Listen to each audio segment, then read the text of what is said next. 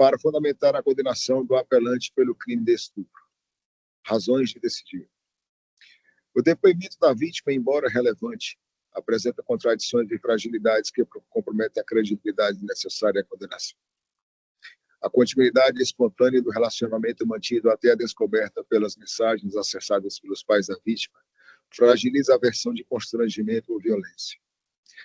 As mensagens da vítima variam em diferentes fases da persecução penal, ora afirmando o consentimento, ora relatando o desconforto, o que acentua a inconsistência do relato. Não há elementos independentes de corroboração, como testemunhas presenciais, laudos periciais ou indícios materiais que possam conferir robustez à imputação. Depoimentos de familiares não confirmam a existência de violência grave ou ameaça, mas indicam um vínculo afetivo entre acusado e vítima. Em matéria penal, a condenação exige prova robusta e harmônica quanto à autoria e materialidade, não admitindo decisão condenatória fundada em versões vacilantes ou presunções. Aplica-se o princípio constitucional de presunção de inocência, que impõe a absolvição diante da dúvida relevante nos termos do pro-réu. Eu vou tomar licença aqui, que eu acho importante, desde a decisão para a pessoa, mas para que fique formado o conceito. As folhas 15, mas é importante só esse trecho do voto. Peço licença, excelência. Capitulei.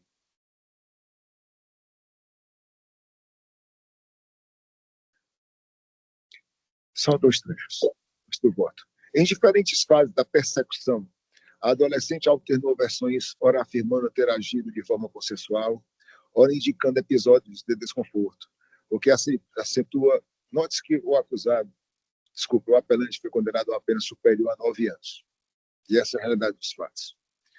O que acentua a inconsistência do relato. Ausente ainda qualquer elemento confirmatório independente, como testemunhas presenciais, laudos periciais ou indícios materiais que pudessem conferir maior robustez na imputação.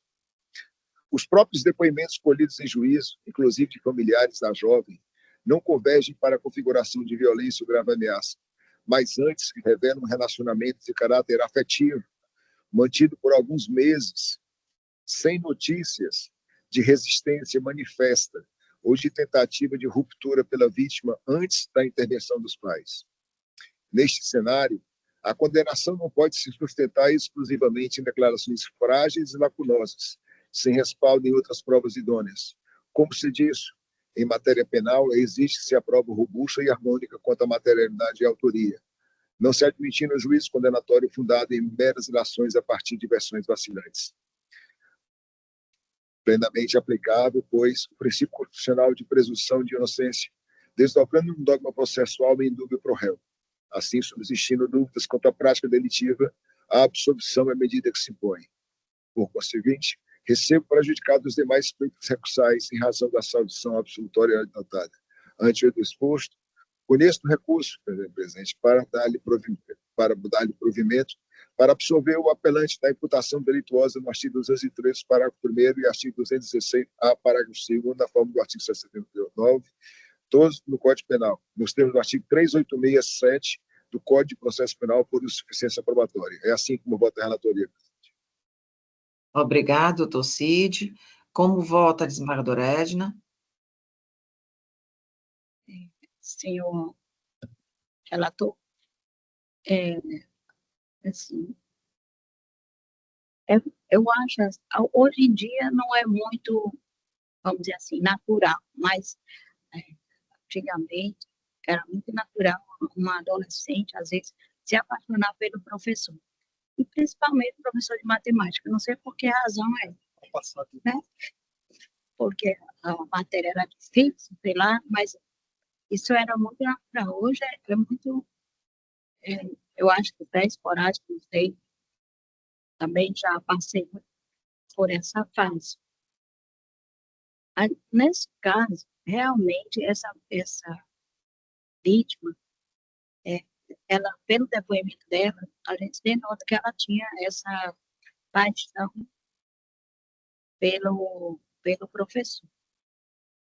E acho realmente que estupro não Não houve estupro, não tem nada o fato de ter encostado ela na parede, segurado o braço dela e tentado dar um beijo nela, não, na minha opinião, isso não caracteriza o estupro. E ela não considerou assim,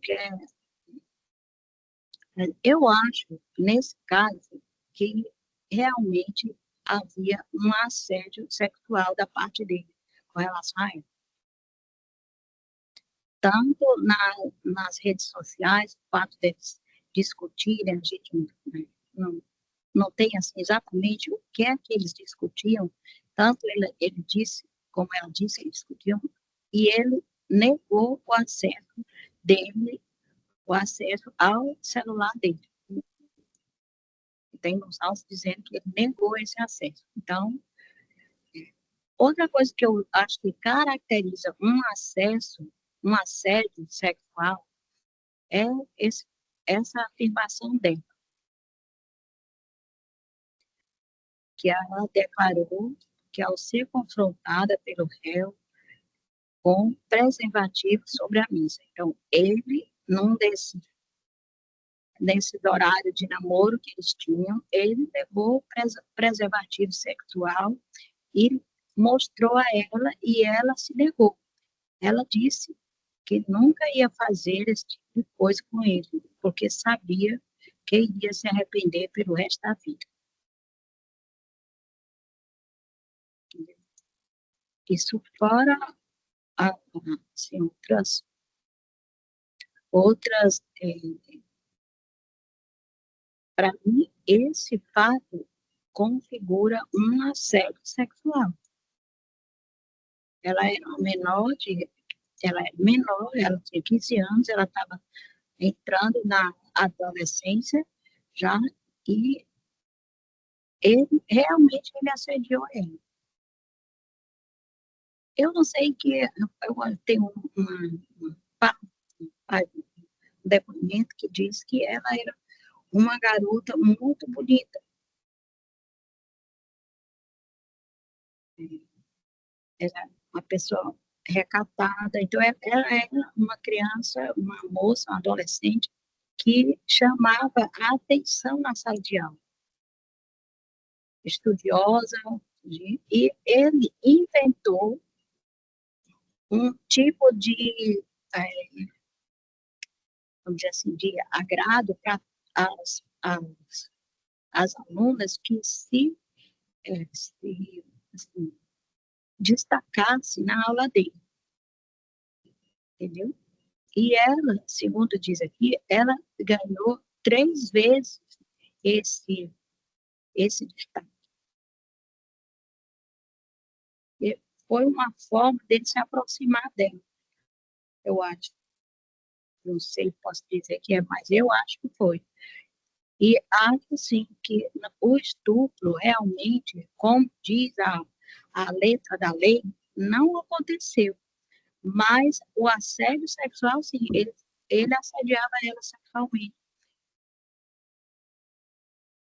E, na minha opinião, o meu voto é pela absolução dele com relação ao crime de estupro e a condenação pelo crime de assédio.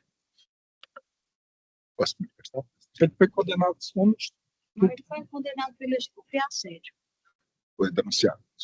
Ele apurou todos os 2 crimes. Posso me prestar, presidente? Pronto, pois não.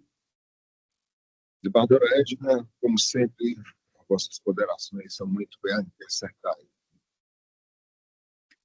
Realmente, a própria condição dele, fazendo melhor juízo e análise, como professor, eu vou incorporar a vossa divergência pelo parágrafo 2º do artigo 216, porque, inclusive, a aplicação do assédio qualificado para vítima menor de 18 anos.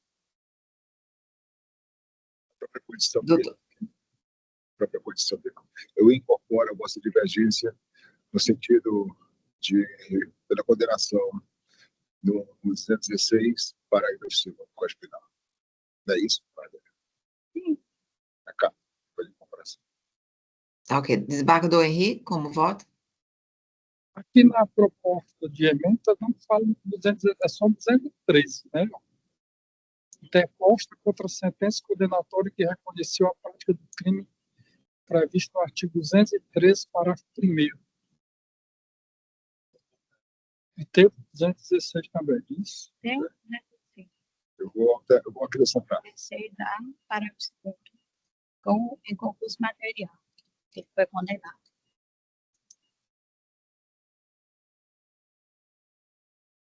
Pois não? Se não, pois não, desembargador Henrique? Pois é, presidente, eu vou pedir vista, porque eu tinha observado aqui a proposta de emenda falava só em relação ao 213, parágrafo 1º. Eu vou pedir vista para examinar, porque eu não olhei Pois não. o aspecto. Tá certo. Pois não, vista concedida, julgamento suspenso. Desembargador, você aceitou 216 agora, certo? Na emenda. Eu acrescentei agora, é só 216, né? Para Vossa Excelência. Mas aí o desembargador Henrique pediu vista, não é isso, doutor Cid? É, Então, é julgamento suspenso. Eu acrescentei como está, originariamente, do desembargador observado. Foi na minha mudança de sessão.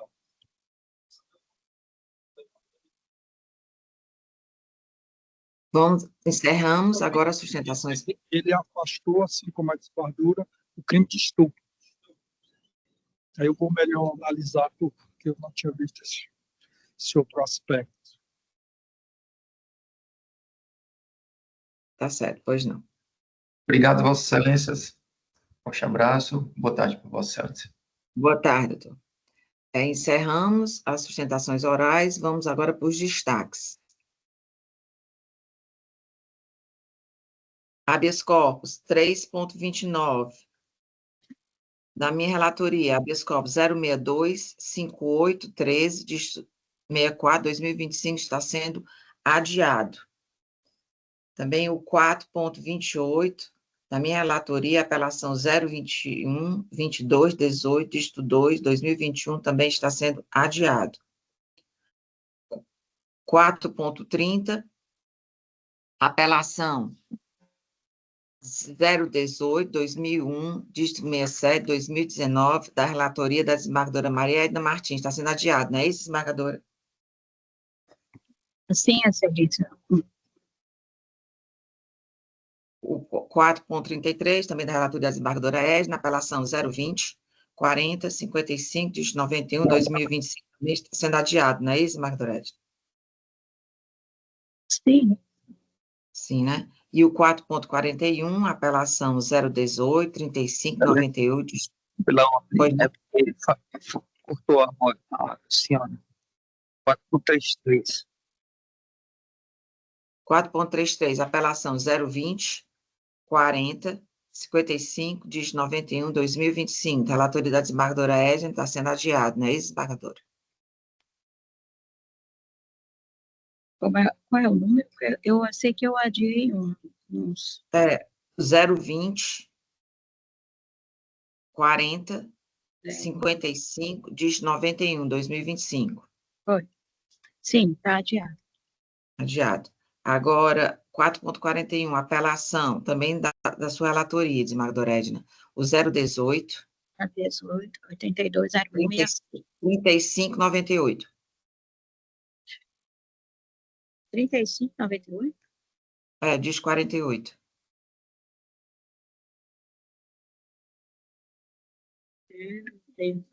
O voto não está disponível. 98? Diz 48, Não disponibilizei o voto, então está adiado. Tá ok. 4.58, apelação, também da sua relatoria, desembargadora Edna, apelação 027-3064, dígito 19/2020, também está sendo adiado, porque também não estava disponível. Sim. Confirmo.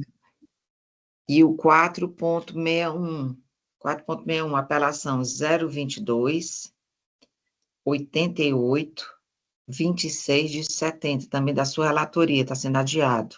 Estava indisponível.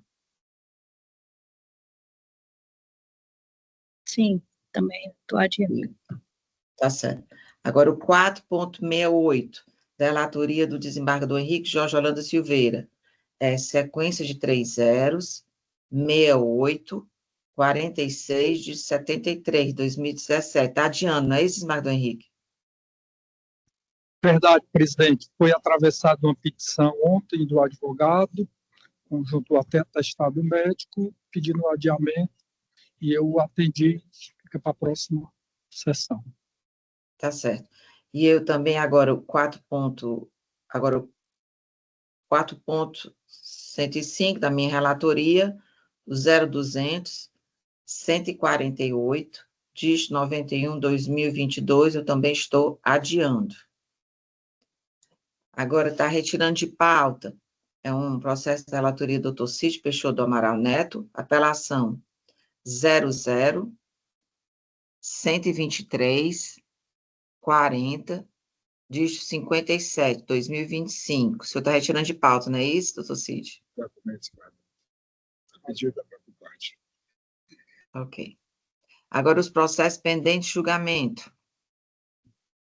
3.37, habeas corpus 062, é da relatoria do Dr. Cid Peixoto do Amaral Neto. Não, habeas corpus 062, 83, 15, dígito 73, 2025.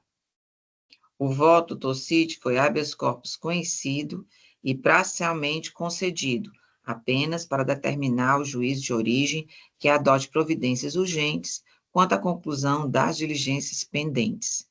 Quem falta votar, Wellington? Desembargadora Edna, desembargador Henrique. Tá. Desembargadora Edna?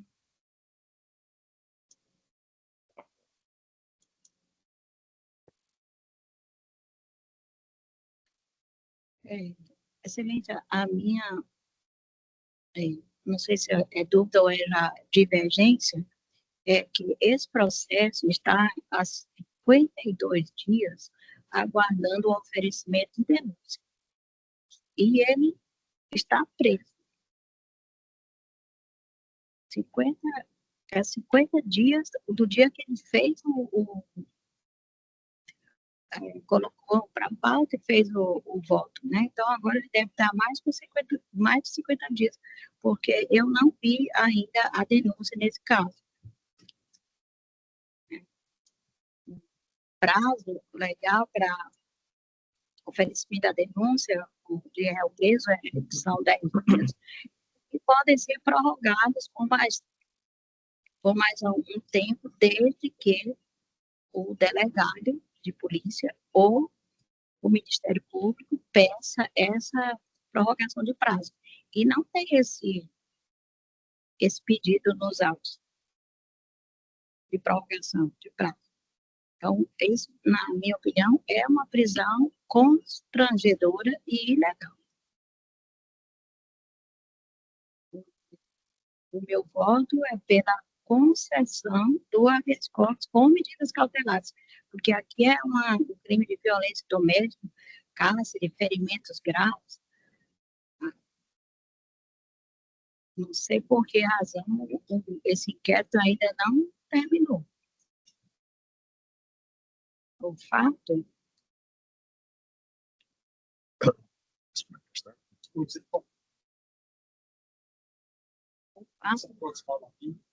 é com medidas protetivas e cautelares e adoidade. Posso completar, presidente? Pode. Bom, eu sabia, até falei para a desembargadora, a Edna sabia que esse fato ia ser trazido aqui, inclusive a desembargadora Edna deixa para e realmente tá, há uma necessidade. O que me preocupou foi somente a questão das reincidências, deferência. Aquelas informações brutas que eu coloco sempre no final do relatório, existem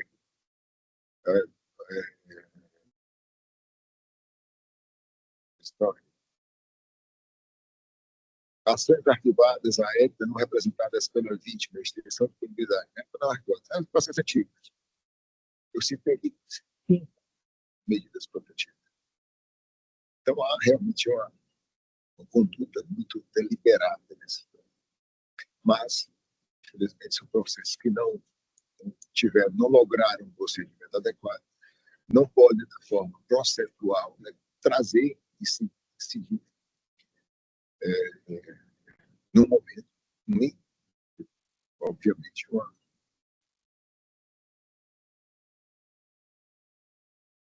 se perito ainda uma fase de inquérito, sem sequer a conclusão ainda desse investigador judicial. Razão pela qual, eminente desembargador, eu incorporo a Vossa Excelência no sentido, eu estava votando aqui, meu voto é pelo conhecimento e pela denegação, mas voto pelo conhecimento e pela concessão, acompanhando a Vossa Excelência com a imposição de medidas cautelares. É isso, Cancela? Sim, monitoramento eletrônico. Possibilidade de manter contato com a vítima, de ter contato. Se manter a distância. Vou fixar logo, vou deixar para os juízes. Então, monitoramento eletrônico. É melhor Vossa Excelência fixar logo, porque vai que a comarca lá tem juiz. Desembargador Henrique, o senhor acompanha? Acompanhe. Então, seria no sentido de concessão, conhecimento e concessão com a imposição de medidas cautelares. Tipo, monitoramento eletrônico. 19, todas as dos 319. Distância mínima da vítima de 200 metros. 500 metros. Não vai demorar aí no Gorinho. 500 metros. Está na zona rural. E recolhimento noturno aos finais de semana e sua renúncia. Sim. Qualquer uma que você escolher. Mas tem que não se ver perto da vítima. E depois, doutor Cílio, eu acho que ele está constrangido, tendo constrangimento 2 vezes. Ó. Ele disse que aqui é portador de hanseníase e está isolado para tratamento na cadeia. A hanseníase, hoje em dia, é uma doença que já é controlada por medicamento, não vejo assim, essa necessidade dele, a não ser que ele esteja naquele estágio muito avançado de hanseníase. Necessidade de ser? Não, estou dizendo só características. Sim. Por unanimidade, concedeu a ordem ficando cautelar de vez da prisão. Tá ok. Obrigada. Aí, voltando que eu havia pulado, 3.27, habeas corpus da minha relatoria, 062, 65, 53, dígito 22, 2025. Eu fui pela ordem não conhecida e denegada de ofício. Como está faltando o voto da desembargadora Edna.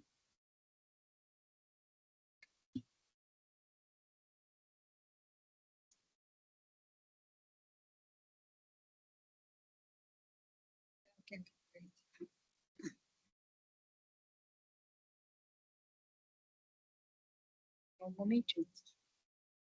Pois não.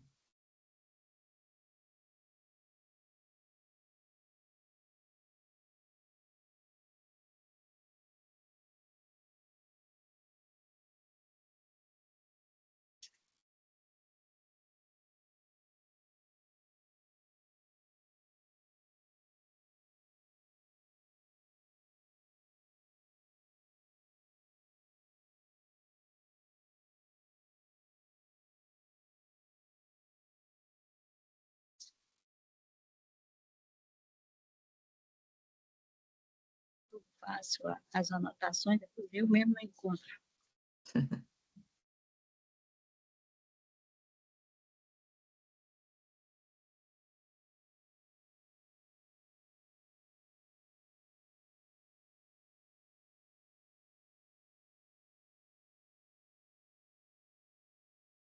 Para a gente não ficar pegando, eu vou pedir vista desse processo. Pois não. Vista Agilizar. concedida, Tá ok, obrigada. Vista concedida, julgamento suspenso. 3.38, habeas corpus, também da relatoria do Dr. Cid Peixoto Amaral Neto, habeas corpus de número 062 78 58, dígito 41, 2025. O voto do Dr. Cid foi no sentido habeas corpus conhecido e ordem concedida para revogar a prisão preventiva e substituí-la por medidas cautelares diversas à prisão. Quem falta votar? Magdorelli. Magdorelli?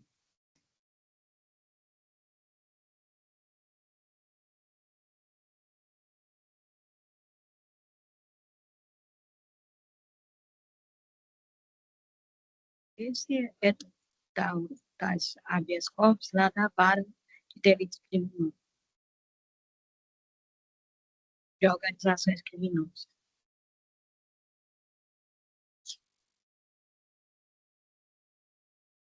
Ele está pedindo uma extensão de benefício que é concedida ao réu em habeas corpus.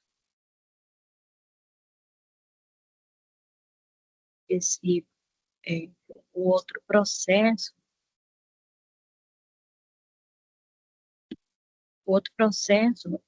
foi concedido habeas corpus em 2024, mas eu não consegui acessar esse processo.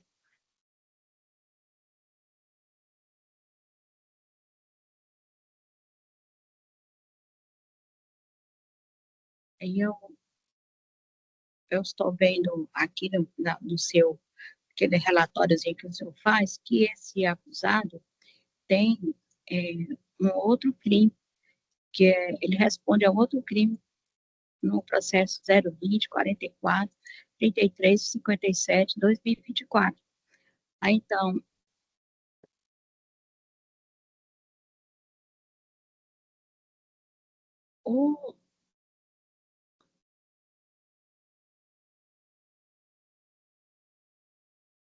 esse habeas corpus que deu origem a esse pedido, que é esse 063, 4550, dígito 90, 2024, em favor do réu Ilro Silva de Queiroz.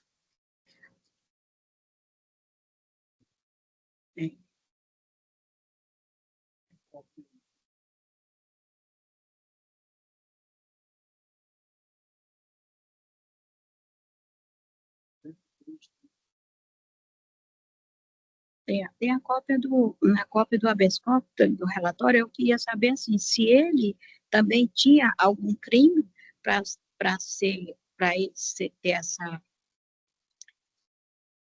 esses elementos do 580, é preciso que eles estejam em iguais condições. E se ele não foi só por excesso de prazo,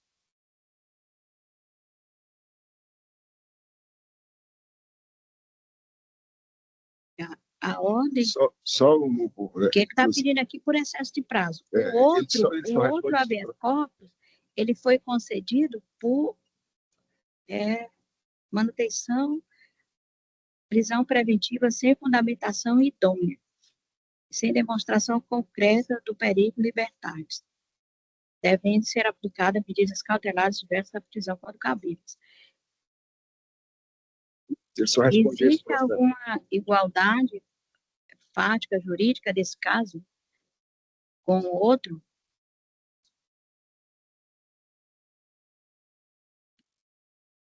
Pelo que eu estou vendo, não há, porque um foi libertado por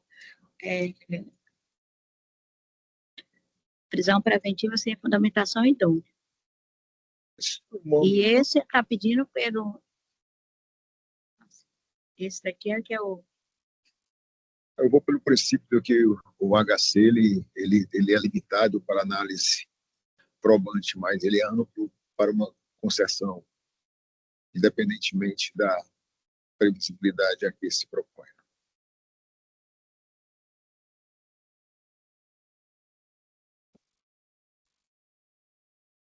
Esse processo aqui vai acabar todo isso, só o pessoal tudo solto.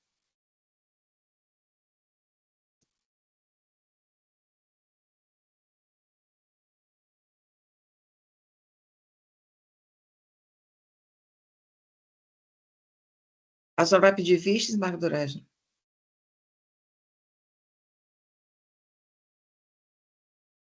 Eu não vou fazer que nem a desembargadora Edna.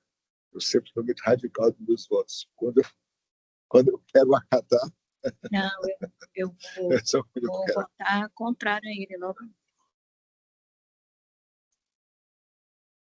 A senhora é pela denegação da ordem, não é isso? Uhum. Certo. O desembargador Henrique? Eu já acompanhei o eminente relator. Então, por maioria, habeas corpus conhecido e ordem concedida para revogar a prisão preventiva e substituir por medidas cautelares. 3.39, habeas corpus 062, 79, 13, dígito 89, 2025. Também da relatoria do Dr. Cid Peixoto do Amaral Neto. O voto do Dr. Cid foi no seguinte teor: habeas corpus conhecido e concedido para substituir a prisão preventiva por medidas cautelares previstas no inciso 1, 4, 5 e 9 do artigo 319 do CPP, pelo prazo inicial de 6 meses, sujeita a reavaliações periódicas. Quem falta votar, Wellington? Duranho. Bárbara Regina? Esse habeas corpus é do mesmo processo do outro. O data da prisão é a mesma. Não é? Aí, sim, se eu votei contra o outro, tenho que votar contra esse também. Posso? Por maioria, presidente. Por maioria, né? Você já votou. Habeas corpus conhecido por maioria. Habeas corpus conhecido e concedido para substituir a prisão preventiva por medidas cautelares. 3.41, habeas corpus 062, também da relatoria do Dr. Cid, habeas corpus 062, 8412, dígito 73, 2025. O voto do Dr. Cid foi no seguinte: habeas corpus conhecido e ordem denegada, com recomendação de ofício ao juiz de origem para celeridade. Certo, tio. Que a desembargadora Edna fez uma... Aí eu trouxe esse caso, inclusive comentei que teve a desembargadora Edna, você já está sabendo. Foi o caso do inquérito também, desembargadora, aquele caso. E esse daqui, esse caso da tá. Também de inquérito.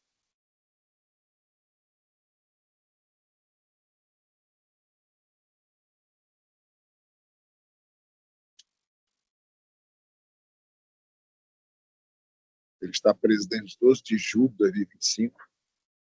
A questão é ainda na fase sem oferecimento. Julho, nós estamos em Esse daqui é o inquérito, esse daqui o inquérito ainda nem terminou. Sem denúncia. A questão que eu deixei até comentei com a senhora no chat para trazer aqui foi somente a 2 processos em curso de ameaça e furto qualificado, para trazer para o debate e acolher aqui que a maioria decidiu, a maioria entender por sempre colocar essas informações na parte finalzinha do relatório. Aí no chat até ele respondi no sentido. Mas me causa surpresa também a questão do prazo, que ainda da inquisitorial. Mas ele já está com 30. 8, 9, 60, 63. 65 dias de prisão. Segundo o voto. E pelo que consta aqui, ainda não foi terminado nenhum inquérito. Nenhum relatório. Não tem nenhum relatório do outro. Não tem. E é um roubo. Porque se fosse assim, uma organização criminosa, uma coisa assim, mas é só um roubo. Não sei que... Então, a senhora vota pela concessão com aplicação de cautelares, não é isso? Também. Eu incorporo... Se eu voto pela concessão, eu incorporo com a imposição de medidas cautelares. Desembargador Henrique?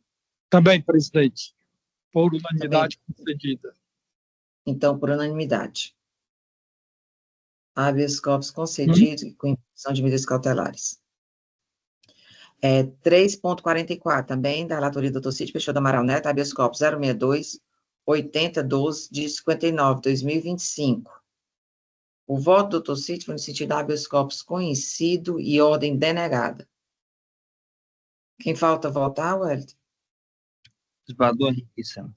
Inclusive, desembargador Henrique, perdoe, é aquele que, justamente, também no chat, desembargador, que estava justamente denegando, mas seria contraditório com aqueles outros dois do 580, dois últimos que eu acompanhei, que Vossa Excelência também chamou a atenção. Com o relator, presidente. Obrigado, desembargador Henrique. Então, por unanimidade, habeas corpus conhecido e ordem denegada. 4.31. Foi concedida, que o doutor Cid mudou. Mudou? Ordem concedida. Tá, desculpa. Agora eu não sei se a advogada acompanhou o anterior ou é esse. Que houve uma mudança. Exatamente. A senhora tem que ver se a senhora acompanhava o anterior ou esse. Eu acho que para coerência seria... Que não houve a mudança. Esse é o mesmo caso daquele outro? Não é o mesmo caso, mas é bem semelhante. Análogo, seria análogo. Análogo. Eu acho que a senhora votou em relação ao primeiro voto. Por isso que a senhora tem que votar agora. Em relação a esse. 1259.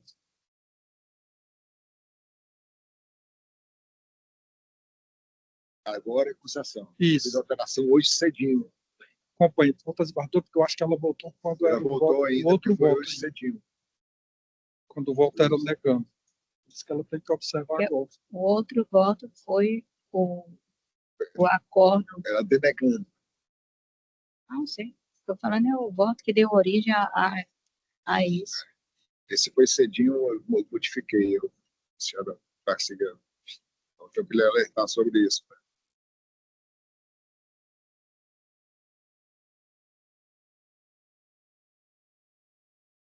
E ainda foi o meu voto, né?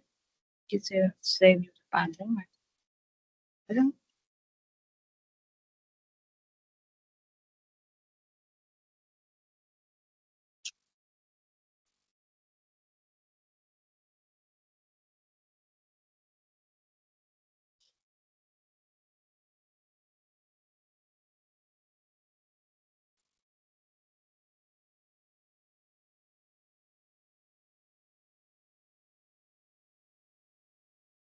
Eu vou manter o voto que eu tinha mesmo feito, que consta aqui. Então, a senhora é pela denegação da ordem, não é isso, Margarete? Não, pela concessão. Pela concessão? Tá certo. Sim. Unanimidade. Unanimidade, né? Então, ok. Para manter esse voto. 4.31, apelação 028, 1245, dígito 04, também da relatoria da desembargadora Maria Edna Martins.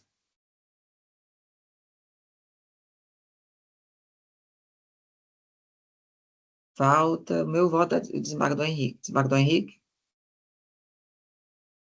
Aqui é o 4504. 4504, exatamente. Aqui, desembargadora, naquele caso do suspensão condicional do processo. O crime em tese, a lesão grave, a pena mínima é 1 ano, então cabe suspensão condicional do processo. Aí a minha divergência é só no sentido de baixar os autos ao primeiro grau para que o MP oferte ou não a proposta de suspensão condicional, como nós já fizemos hoje, inclusive em um caso. Entender da súmula 337 do STJ. Eu só fez uma conversa comigo, mandou? Fiz. Foi, né? Isso. Amiga e colega, não seria o caso de determinar o retorno dos autos ao juiz do primeiro grau para encaminhar o feito ao MP para eventual proposta de justiça processual. Aí a senhora se manifestou. O próprio juiz disse na sentença dele que ele não tinha direito à suspensão condicional do processo na sentença. Desembargador, mas aqui é diferente. Ele diz lá que a suspensão condicional da pena. Aqui é a suspensão condicional do processo, lá do artigo 89 da Lei 9099/95, que é a lei que criou os juizados especiais cíveis e criminais. Então, aqui não é a suspensão da condenação, é a suspensão do processo. Quando encontrar o processo. Por isso que essa observação que a senhora fez é pertinente, mas eu não estou me referindo à suspensão do artigo 77. Eu estou do Código Penal, estou me referindo à suspensão condicional do processo lá da Lei artigo 89 da Lei 9099/95. Não é a condicional da pena, é outra coisa. O artigo 77 é a suspensão da pena, e eu estou me referindo à suspensão condicional do processo. Esse processo não tem. Como? Estou dizendo, eu não consegui encontrar ele.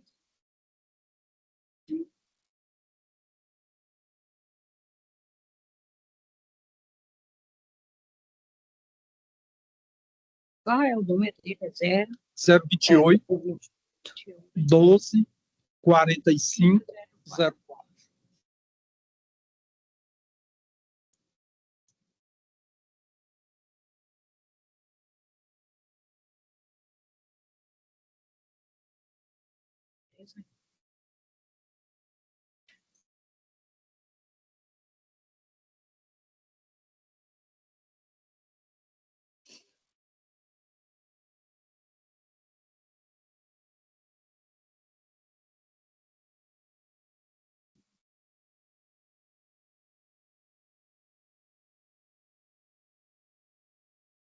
Como diz o outro, eu vou pedir vista para. Pois não, tá pedir certo. Vista concedida, julgamento adiado. 4.45, também da relatoria da desembargadora Edna, é a apelação 020 3513, dígito 07, 2024. Desembargador Henrique? Obrigado, presidente. Pois não. Só ver aqui. Sim, aqui é só questão, eu acompanho integralmente o voto da eminente relatora, apenas eu me manifesto em relação à NPP aqui, que a desembargadora está determinando.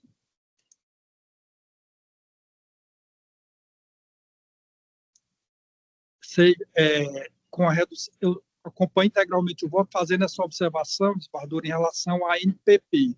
Bom, com a redução à pena definitiva, estou fixada em 1 ano e 8 meses de reclusão, 160 dias em regime inicial semiaberto, hipótese que autoriza a análise pelo Ministério Público da possibilidade de oferecimento conforme entendimento consolidado. Recurso conhecido e provido mediante tal, de ofício determina a remessa dos autos ao juiz criminal para intimação do Ministério Público a fim de avaliar a propositura de acordo de não persecução penal. Aqui é só em relação onde seria feito, desembargadora Edna, o acordo da NPP. No julgamento paradigma do STF, que tratou dessa matéria, ele diz que o acordo deve ser feito na instância em que o processo se encontra. Como ele encontra-se no segundo grau, ele tem que ser feito aqui. Então, tem que ir ao Ministério Público aqui do segundo grau. Tem que fazer aquela audiência para propor o acordo. Vai primeiro para o MP. Inclusive, eu já fiz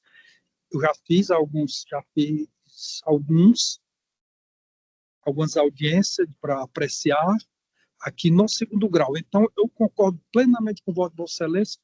Eu apenas discordo, apenas eu faço essa ponderação em relação a onde será feito o acordo. Aqui no acordo, foi proferido no habeas corpus 185/903, da relatoria do ministro Gilmar Mendes, ele diz: nas hipóteses de aplicabilidade do NPP, CPP, artigo 28, acaso já em andamento no momento da entrada em vigor da lei tal, que não interessa. A viabilidade do oferecimento do acordo deverá ser avaliada pelo órgão ministerial oficiante na instância e no estágio em que estiver o processo. Ele diz que é na instância onde o processo se encontra. Como está no grau segundo aqui, né, tem que ser apreciado aqui. Se eventualmente celebrar o NPP, será competente para acompanhar o seu fiel cumprimento.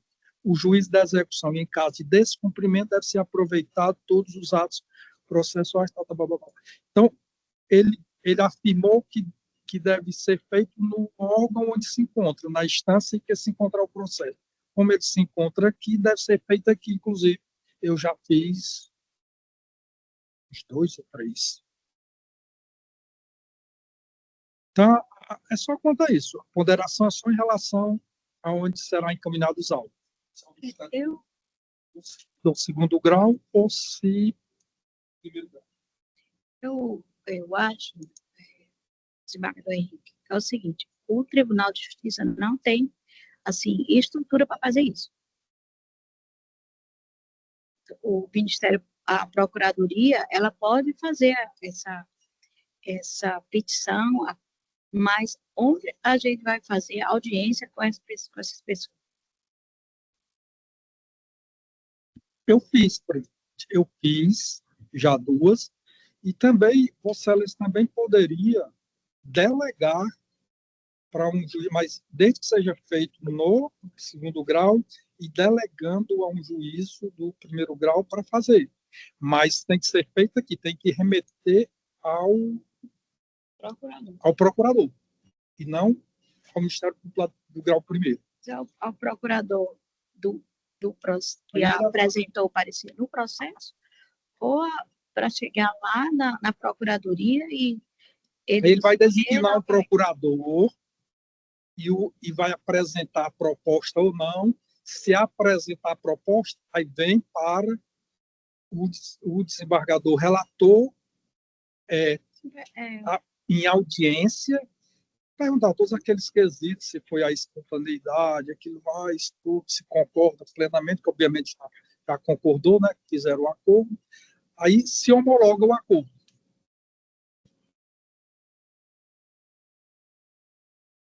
Aí a Procuradoria é que vai ter que fazer esse acordo.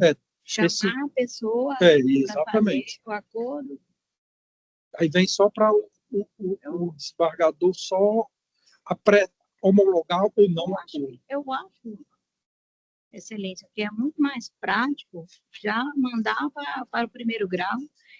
A vara já tem o Ministério Público lá, ele já chama a pessoa, já faz, e já continua tudo lá, porque fazer aqui, depois, caso ele não cumpra, ter que descer o processo vai ficar aqui esperando o cumprimento.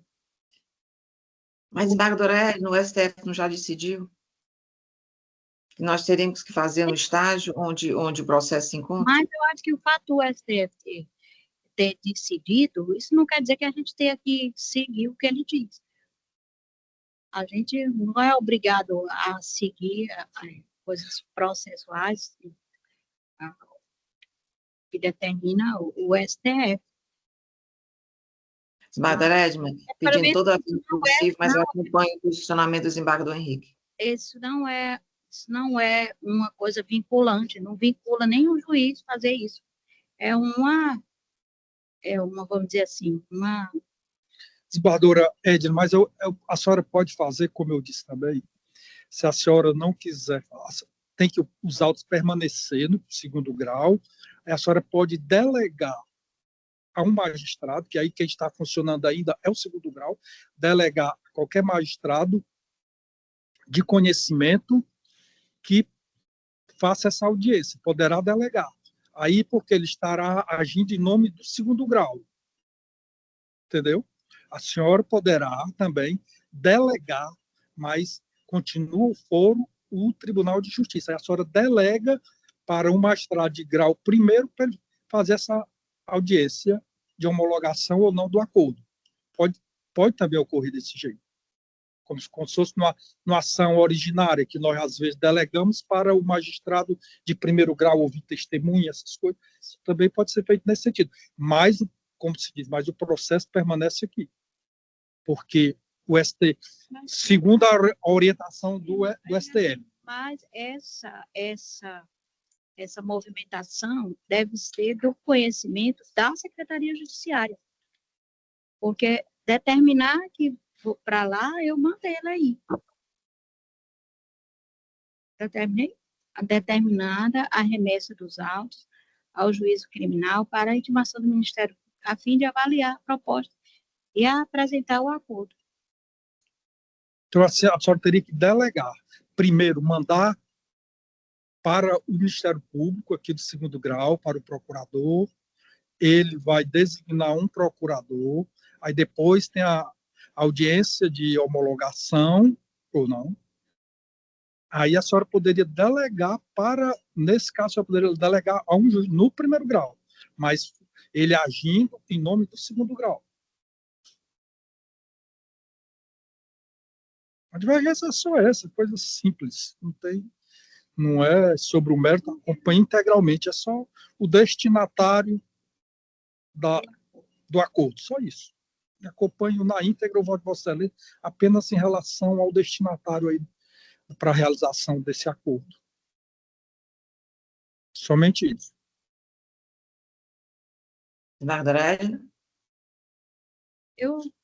Excelência, eu mantenho o meu voto na íntegra. Eu acompanho Vossa Excelência, mas eu concordo com o desembargador Henrique, que ele tem que ser apresentado na instância que se encontra em PP, então seria encaminhado, né, à Procuradoria.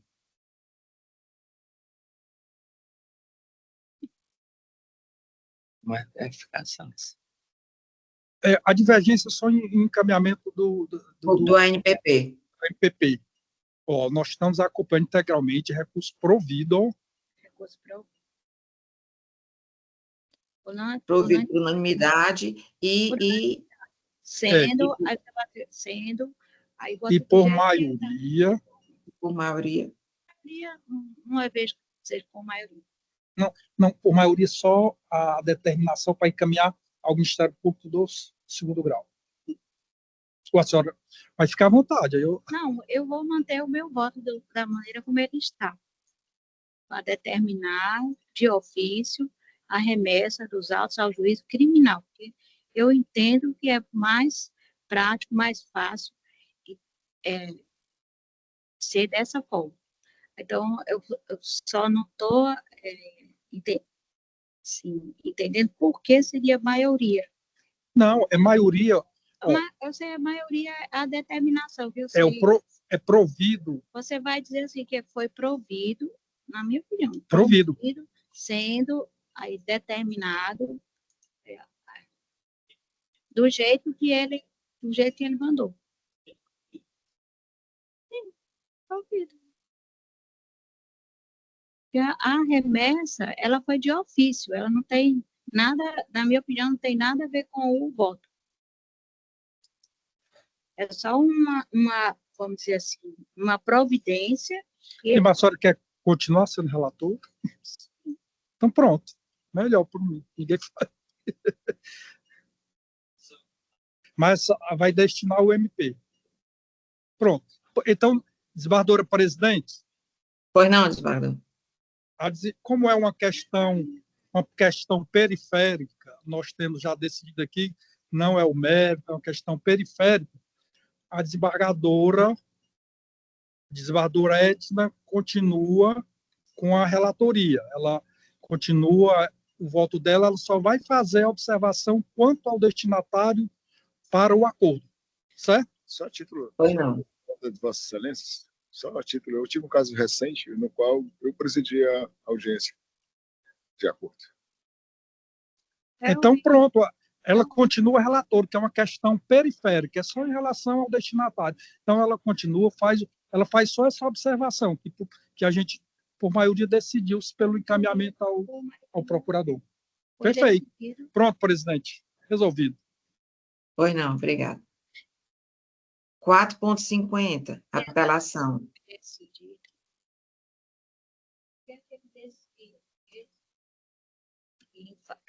Encaminhamento para o Ministério Público do segundo grau. Procuradoria. Isso, perfeito. Só isso. Encaminhamento dos autos à Procuradoria para avaliar a propositura do acordo de não persecução penal.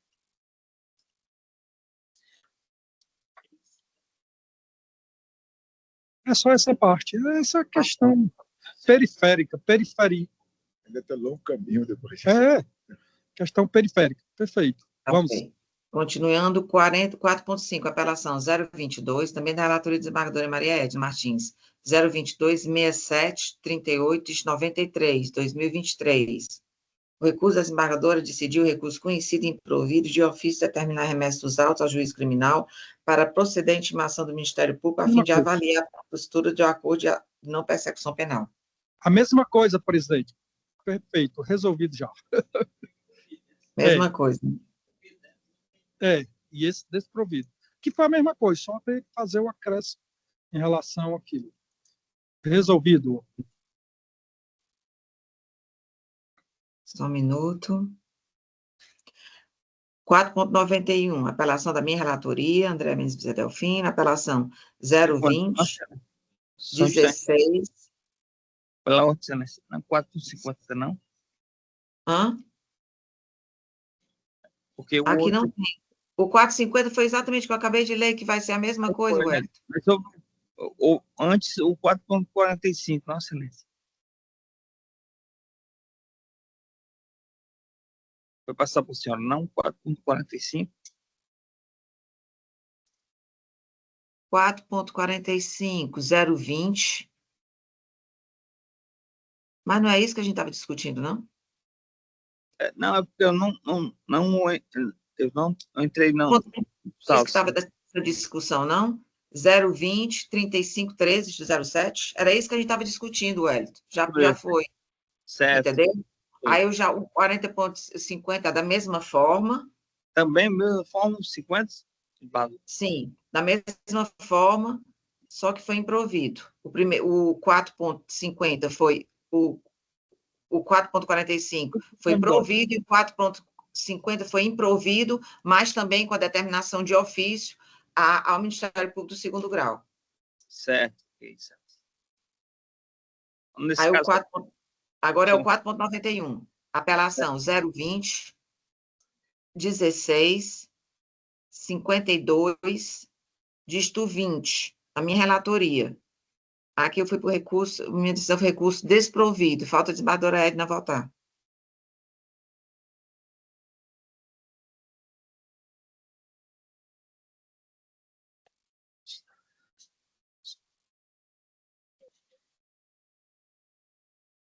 Diz esse aqui, 52, 20.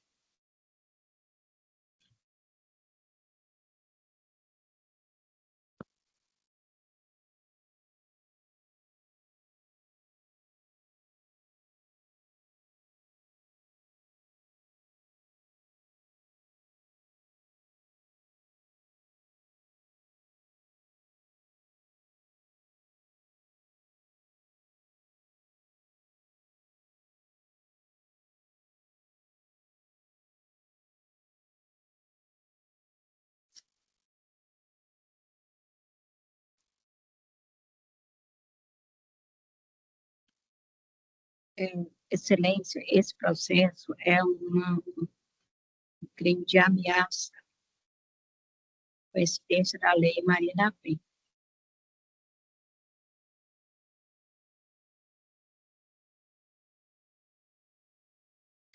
Em que está se acusando, o acusado está sendo condenado por ter supostamente ameaçado a sua companheira, ou é mulher, sei lá.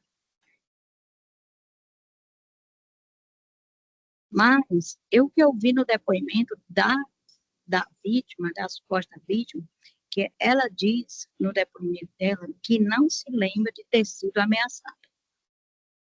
Quer dizer, a ameaça é contra ela, e ela não se lembra de ter sido ameaçada. Então, onde é que está essa ameaça. O acusado disse no depoimento de ter ameaçado bater na filha. Ele chegou em casa, embriagado, okay, e, pode dizer assim, ele ameaçou de bater na criança, na filha dela. E ela puxou a criança e pronto, ele foi dormir, segundo consta aqui nos autos, ele foi dormir.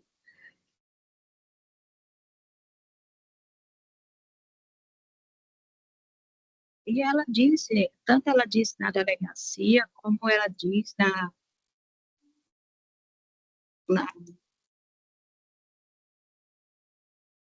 Não, na delegacia de Madurada, ela disse que tinha sido ameaçada. ela diz aqui, ó, o que deixou, ele chegou lá embriagado e passou a agredi-la verbalmente, o que deixou sua filha agitada.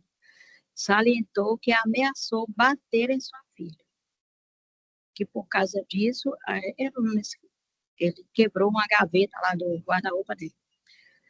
Aí ela diz aqui, ó, não se recorda se o réu lhe ameaçou de morte.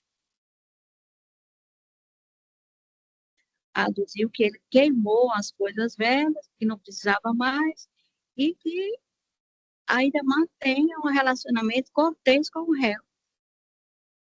Então, não veja que essa fala da vítima de que ela foi ameaçada de morte.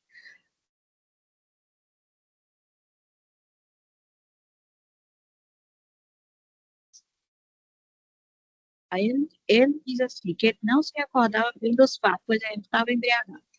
Recorda que ele iria bater na menina, mas que tem a ameaça de morte para a mulher, não tem nos autos. Pelo menos se tiver no inquérito, em juízo, ela negou.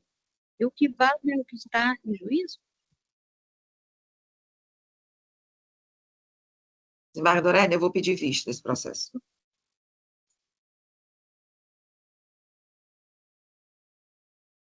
Okay.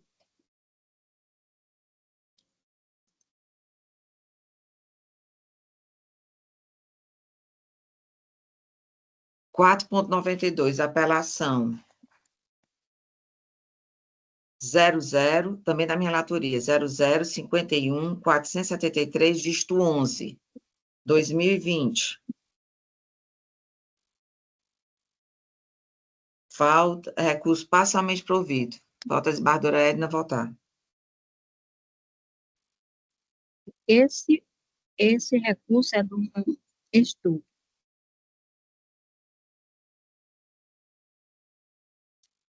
Que tem relevância, aqui é a palavra da vítima.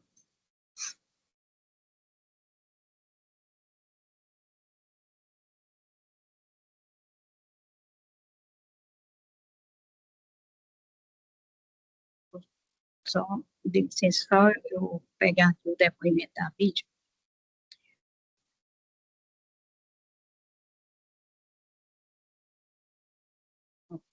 O depoimento da vítima é cheio de contradições. Olha, ela diz, primeiramente, que o agressor dela, o abusador, era marido da sua mãe e o relacionamento deles durou pouco tempo.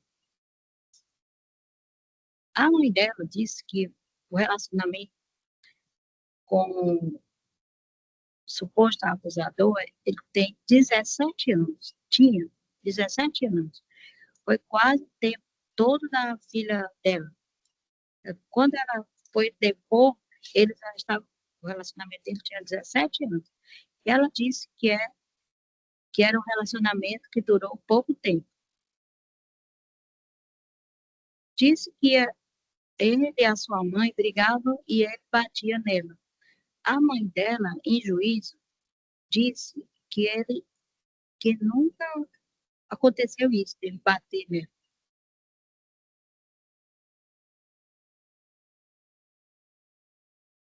Ela diz assim, que o Daniel a tratava melhor do que tratava sua mãe. Dava um presente, como um celular, que sua mãe nunca possuiu. Porque quando ficava sozinha com ele, enquanto sua mãe estudava à noite, ele praticava atos sexuais, relações sexuais com ele. A mãe dela, em juízo, disse que nunca estudou à noite, que ela não deixava os filhos com eles, sozinha com ele. Ela diz aqui que isso ocorreu várias vezes, não apenas em um episódio isolado, que não se lembra exatamente quando começaram os abusos, mas acredita que tinha uns 12 ou 13 anos. Na delegacia, num depoimento pessoal dela, na entrevista pessoal dela, ela disse que esses abusos começaram aos 11 anos. No final, ela diz isso. O relatório do Conselho Tutelar diz isso, que ela falou que iniciou os fatos, ela tinha 12 anos. Aqui ela já disse que tinha de 12 ou 13 anos.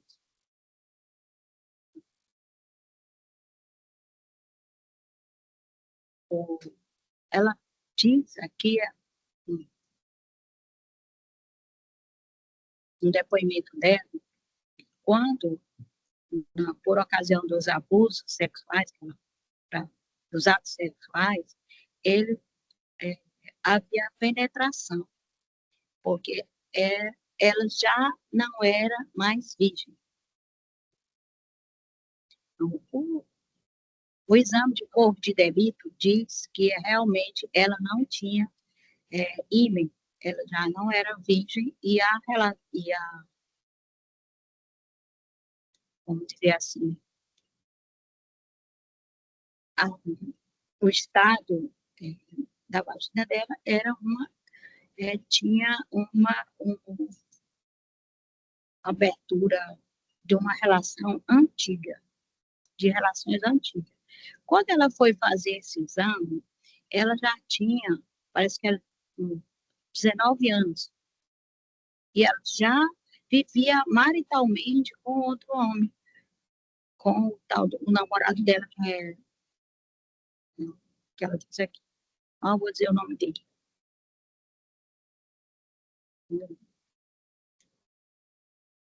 Quando ela foi contar para o quando ela começou esse namoro, ela disse que o padrasto dela deixou de procurar. E ela só foi contar esse fato para o namorado. Foi isso que começou essa confusão, um ano depois. Ela já tinha 16 anos. Falei aí outra coisa. A mãe dela disse que não acredita no que ela estava dizendo. Por esses fatos.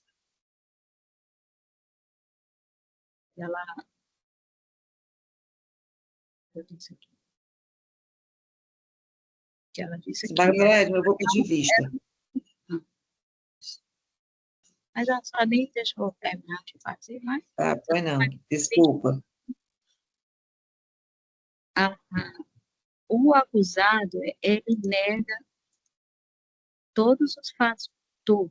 Ele nega tudo. E é o que ele diz que ela queria sair de casa de qualquer maneira para ir viver na casa da irmã desse namorado dela. É tanto que no relatório lá do conselho, quando ela foi fazer as razões dela, ela disse para o conselheiro, que não desejava voltar para casa, que ela tinha a intenção de continuar morando na casa da irmã junto com o namorado. O acusado diz isso. E a mãe dela confirma isso. E quando ela começou a namorar com esse rapaz, ela quis morar com ele e, como eles não deixaram, ela inventou essa história para poder sair de casa.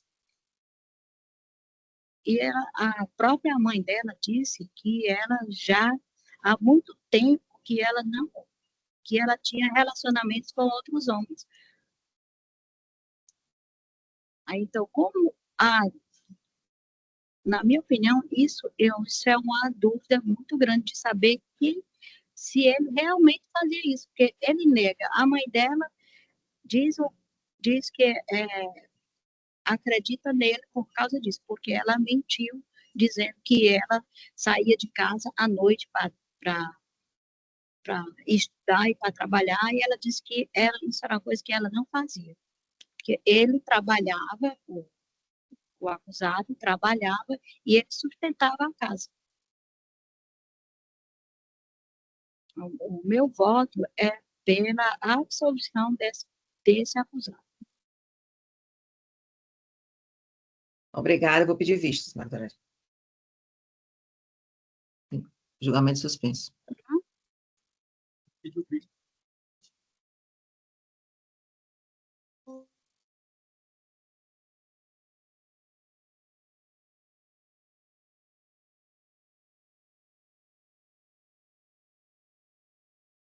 Quatro ponto 97, também na minha relatoria,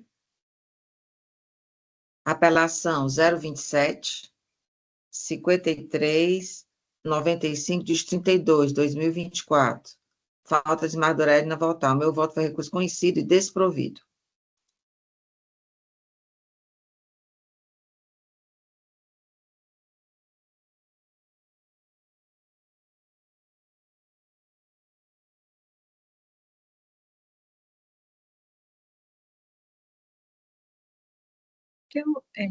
Que eu vi nesse processo é que esse processo começou em Mossoró, lá na delegacia de Mossoró. E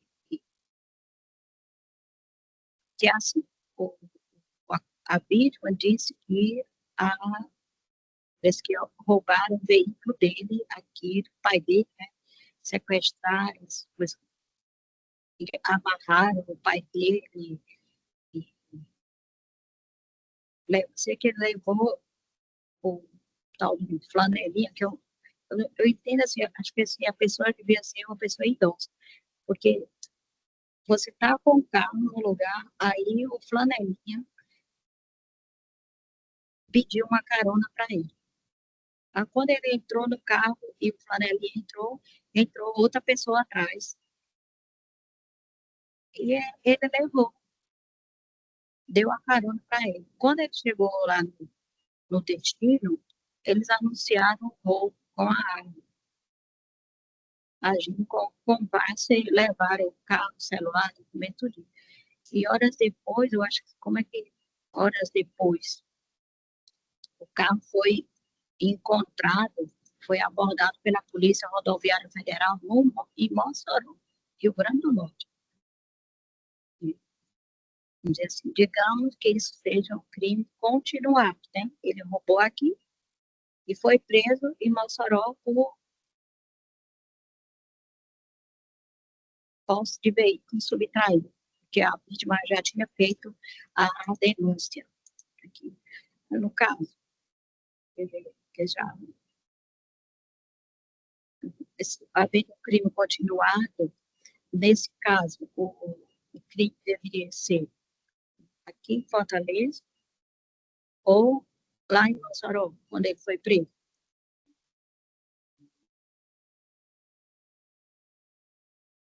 Eu não entendi por que o juiz lá, o delegado lá, mandou esse inquérito para cá.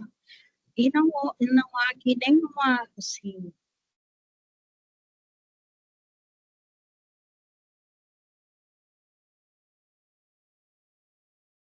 Porque foi constatado esse roubo e foi apreendido na Polícia Rodoviária Federal, foi apreendido exatamente o carro e o celular, os objetos do crime.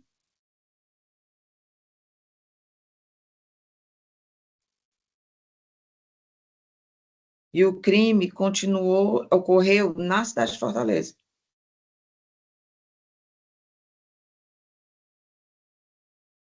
até a prisão em flagrante foi feita lá. A audiência de custódia, tudo foi feito lá, foi determinada a prisão, tudinho. E mandaram ele para cá. Ele foi preso lá e por o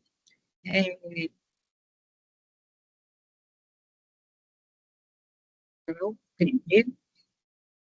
Eu não acredito que há crime continuado. A prática criminosa ocorreu aqui em Fortaleza.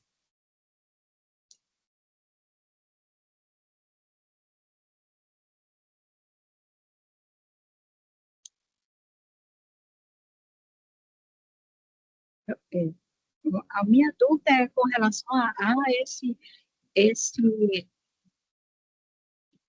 essa audiência de custódia de prisão em flagrante foi feita lá, prisão em flagrante, por ele estar de posse de um bem Nossa, roubado. a senhora vai pedir vista ou prossegue?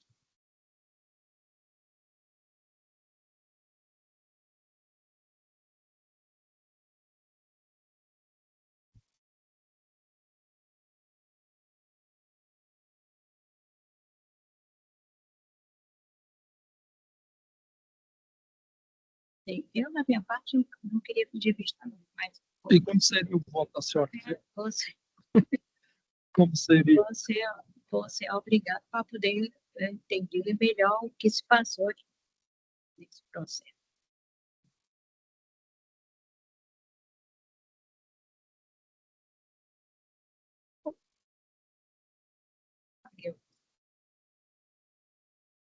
Eu vou, Excelência, pedir vista dos autos. Ok, vista concedida, julgamento suspenso. Já tiraram o processo, porque eu nem falei nada, e já faz.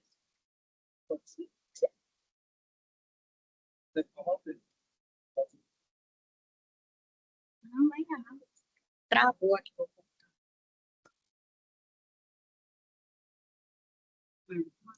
Dando continuidade, 4.109. Da relatoria do Cid Peixoto do Amaral Neto, remessa necessária. Sequência 3 zeros, 61, 56, dígito 62, 2015.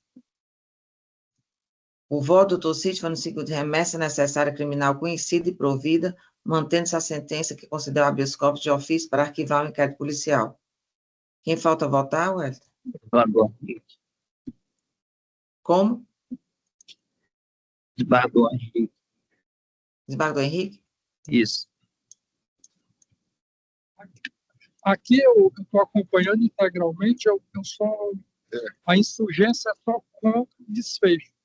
Manutenção da sentença, então é desprovimento e não provimento. E eu tinha pedido, eu tinha feito, salvei, ficou, desculpe, inclusive eu coloquei até no chat.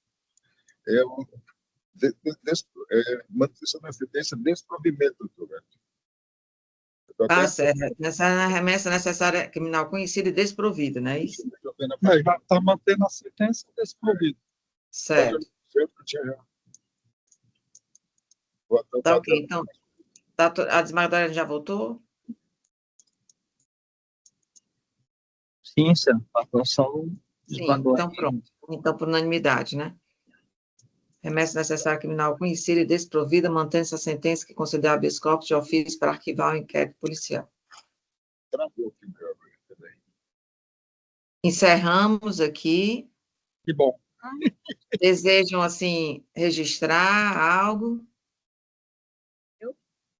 Só que não teve lanche hoje. Ai, pois é, ó. Amanheci com a garganta, estou com a garganta ruim. Vamos fazer uma abaixo-assinada para Vossa Excelência não poder fazer sessão de casa. Tá certo. Concedido, não farei mais. Mas, graças a Deus, é que eu amanheci com a garganta ruim. Mas, olha, eu agradeço a presença de todos. Muito obrigada, desejo uma excelente semana, que Deus nos abençoe, nos ilumine, e declaro encerrada a presente sessão. Muito obrigado, Jéssica. Tchau. Obrigada. Tchau. Até a próxima. Até a próxima. Fique boa, João.